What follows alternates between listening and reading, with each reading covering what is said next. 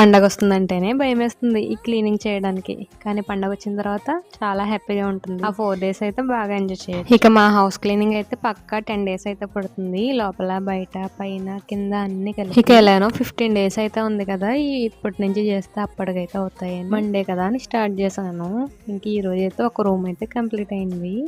ఇంక ఇవన్నీ మిద్ది మీద సామాన్లు ఇవన్నీ దులిపేసి క్లాత్తో తుడిచేసి పైన అయితే పెట్టాను. ఈ కవర్స్ అయితే మాది ఫెర్టిలైజర్ బిజినెస్ కాబట్టి షాప్లను తీసుకొస్తారు మా హస్బెండ్ వాళ్ళు. షేడ్స్ మీద కూడా ఇవే వేసేస్తాం.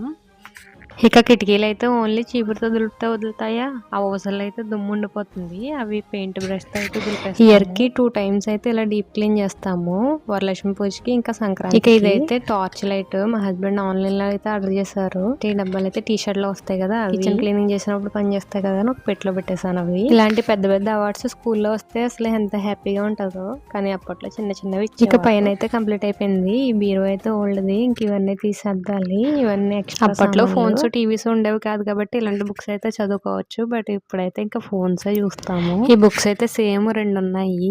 ఇందులో అయితే అందరు దేవుళ్ళ కోసం. ఇక ఇదైతే నాది ఓల్డ్ హ్యాండ్ బ్యాగ్, పెళ్ళైన కొత్తలో మా హస్బెండ్ కొన్నారు, బ్రాండెడ్ది. అప్పట్లో 600 అది. అంతా బాగానే ఉంటుంది, చాలా స్ట్రాంగ్ గా ఉంటుంది. బట్ పెద్దది అయిపోయిందని నేనే పక్కన పెట్టేశాను.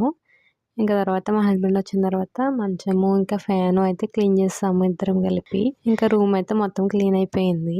అమ్మయ్య అనిపించింది, ఒక్క రూమ్ అయినా క్లీన్ అయింది. వీడియో నచ్చితే లైక్ చేయండి.